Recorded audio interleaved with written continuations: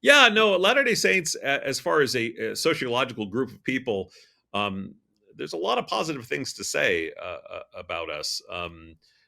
Surveys indicate high levels of mental health and happiness and marital satisfaction. Is something we learned from the survey here. Is our if you get married in the temple, your likelihood of divorce is three times less than the national average. I mean, there's it's a good thing sociologically speaking to be a Latter-day Saint. Even data, and we didn't cover this in this data, but there's fascinating studies that have been done here.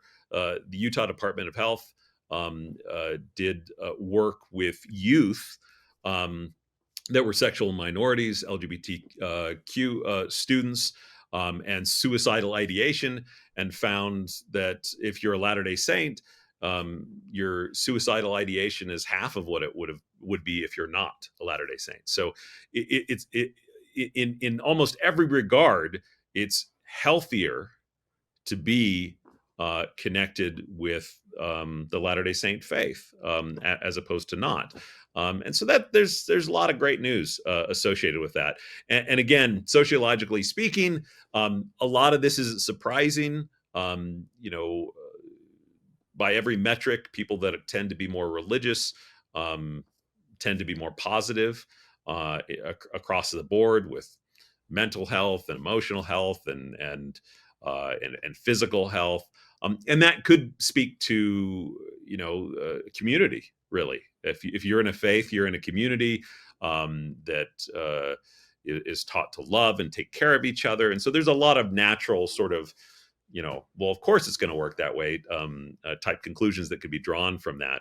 But I think there's we like to think it's maybe there's something extra, and there may be, but regardless, the data is really strong in our favor in that sort of way. So it's good to be a Latter-day Saint.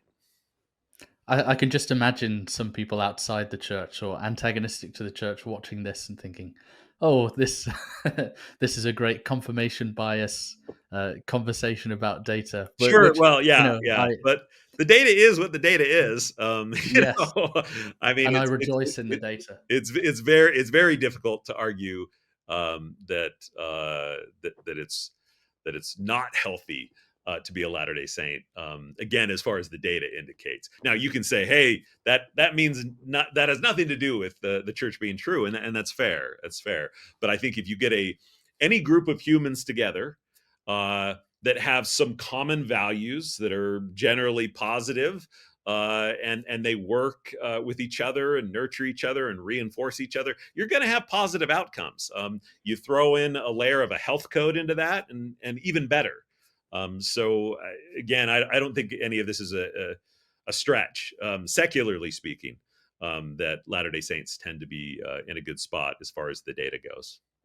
No, yeah, I felt really annoyed seeing on Instagram the other day someone I know has a podcast and hosted a content creator who's been doing the rounds, slating the church Mm. recently, and some of the takes they were sharing were so bad that I thought I genuinely don't know if this person was actually a member of the church at any time. She was propagating that um, members of the church cannot differentiate between the harms of coffee and the harms of heroin.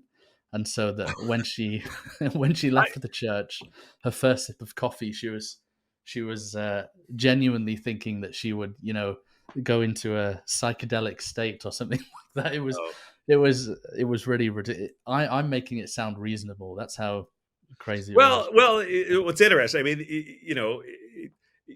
the idea that perhaps growing up in a culture where a health code is emphasized, can there be overemphasis? Can that lead to a point where people grow up and they equate heroin and coffee? Absolutely, absolutely. That's I'm sure that's the case in our culture, Latter-day Saint culture as well. I think it's difficult not to. It's difficult to prevent that. I mean, children. You teach a child, hey, stealing's wrong, and that's a fine thing to teach a child. But then you watch Les Mis and you're like, wait, this person stole a loaf of bread. Is it still wrong? And and then it starts getting sort of nuanced because you become more mature and you have more context, and then you can say, well, generally speaking, stealing's wrong. There may be circumstances where it's right. Uh, you know, you know, is coffee bad for you? Well, our health code, we've decided that we're going to abstain from it. Will it kill you? Will you become this coffee junkie addict? No, no. But it goes against our health code, and this is something we've decided to sacrifice. And so, yes, can you point a finger at a culture that teaches their people something that's maybe out of step with the mainstream? Yeah, of course, it's easy to ridicule that, and there is some truth to it, right? I mean, but that doesn't take away from sort of the I think the goodness of Oh the yeah, of the group as yeah. well. But look at us having the intelligent capability to be able to decipher and see nuance in coffee drinking and health codes. Sure. Yeah. Yeah. Yeah. Yeah. I mean, Yeah. it is our health code is sort of it's a fascinating topic. We can, yeah, some things are I think again, data driven. Alcohol, abstaining from alcohol, I think it's very difficult to say um, that alcohol provides uh, a positive cost benefit analysis for society. I think any study of alcohol on a social level indicates that it's pretty horrific. Coffee, I think that's more difficult to argue. Cigarettes are definitely out of fashion now, but at a time, of course, they were considered, a tool of health.